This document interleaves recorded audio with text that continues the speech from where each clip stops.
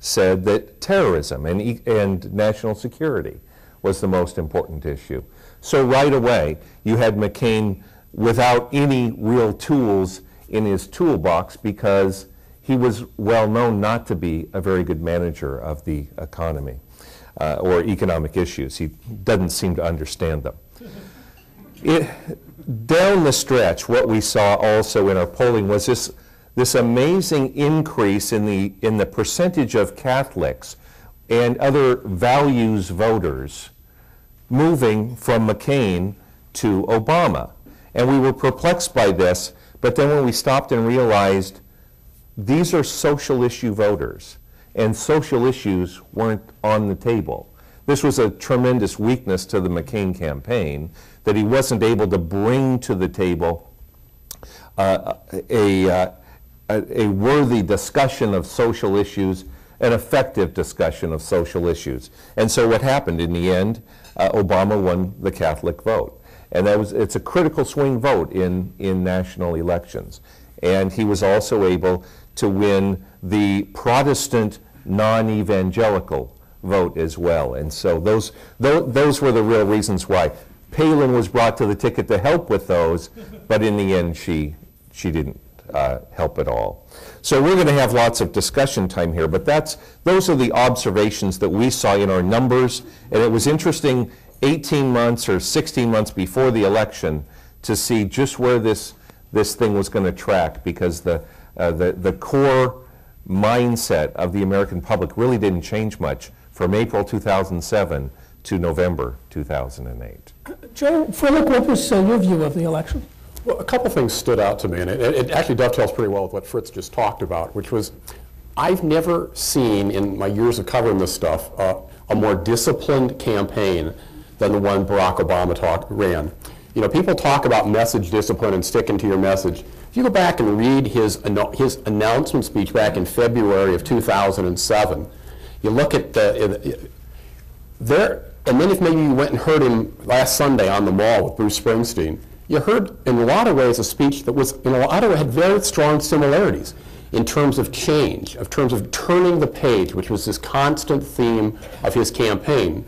It fit very well with, I think it locked into the sort of zeitgeist of the electorate of wanting change, of wanting competence, saying we're going to make a break with the past. But it also, I think, was what powered him to victory over Hillary Clinton.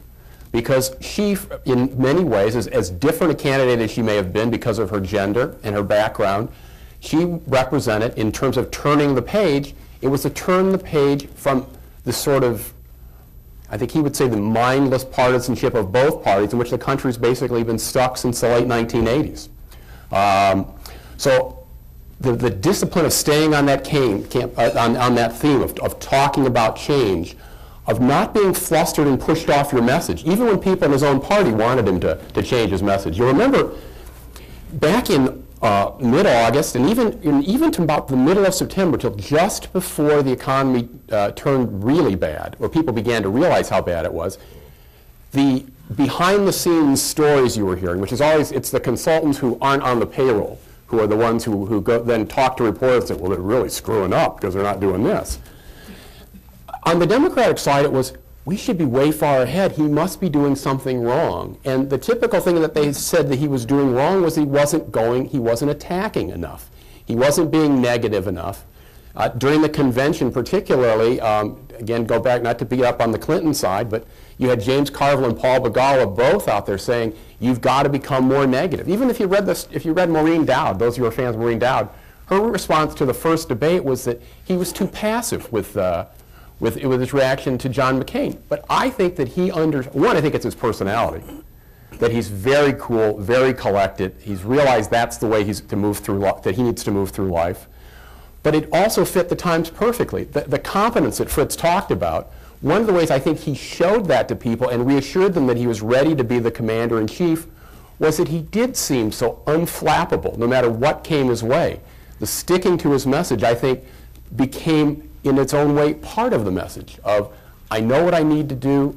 I'm the person who can lead us through very tumultuous times. I think it worked out great for him. And there are other things about their ability to raise money and spend money, but we can talk about that.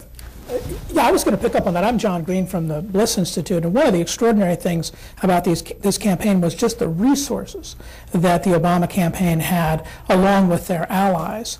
There are estimates out there, reliable estimates, that all sources combined that this presidential election will have cost $2.5 billion, which is a record by any standard. In fact, in real terms, you have to go back to the great election of 1896, when Mark Hanna of Ohio raised a pile of money for another Ohioan named William McKinley to get the same kind of commitment of real resources to the campaign. And of course, the secret to that on the Democratic side was that Senator Obama decided not to take public financing, which opened him up to the ability to raise an unlimited amount of money.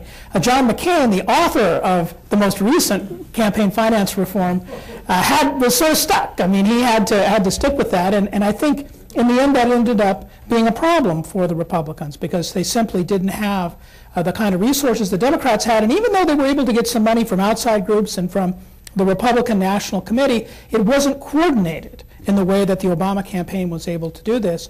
In my lifetime, I have seen two fabulous ground games, both of them here in Ohio. And the better one was this year by Barack Obama, with just an extraordinary outreach to voters all across the state, operating in bedrock Republican areas because they realized there actually were a few Democrats there that might be able to be mobilized to vote. And the second one is George W. Bush's campaign in 2004, which was nearly as good.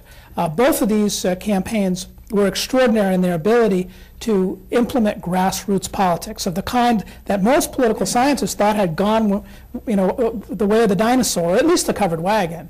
And so I think that was part of the story, and I think that was a calculated choice on the part of the Obama campaign. He was subject of some considerable criticism from people in his own party. There may ultimately be some repercussions to raising that kind of money. But I think it did two really interesting things. One is it allowed him to mobilize voters. And after all, the money that we raise for campaigns is ultimately about mobilizing voters. And he was able to do that to an extraordinary degree. But secondly, Obama raised money from a wide variety of sources. And a very big piece of it was small donations raised over the internet. I think that all else remaining equal, that this will be the model for presidential campaigns in the future for Republicans and Democrats, to stay out of the public financing system and to raise lots of money, particularly on the internet, in small amounts. We know that Republicans and Democrats can do that, but I think that's the pattern that we're going to see in the future. But Fritz, I'd like to ask you a question about the issue of race. We heard a lot of debate about, the Bradley effect, where some white voters going to fib to pollsters, and maybe the polls weren't very accurate. What's your reaction to that controversy? We found from day one that there was no Bradley effect. Effectively, as we polled Barack Obama from the Iowa caucus all through the general election, now we have the numbers, that we were very close to Barack's number all the way through. When we had a little trouble gauging, it was Hillary Clinton's number. We had trouble in the primaries gauging partly because she also was a unique candidate in that she was a woman, for the first time a leader. Apparently, it appeared on her way to the nomination. And then secondly, she had such high negatives. And that's really the driving force behind difficulty in polling, because people don't want to admit that they really support her, because there's almost this embarrassment that comes with it because her negatives are so high. They do secretly support her, but they didn't want to admit it. So, but with Obama, we're hoping at Zogby that we've put to rest this idea that at least in this election there would be a Bradley effect, because there was none. It was interesting. I spent the last 10 days before the election in Washington, because that's where all the cameras are. And they flooded in there from overseas, German TV, Swedish TV, the BBC especially, wanted to know about nothing else but this question. They were preoccupied with race and how America would deal with it. And I'm hoping now the world just kind of takes a deep breath and believes our answer, because we really saw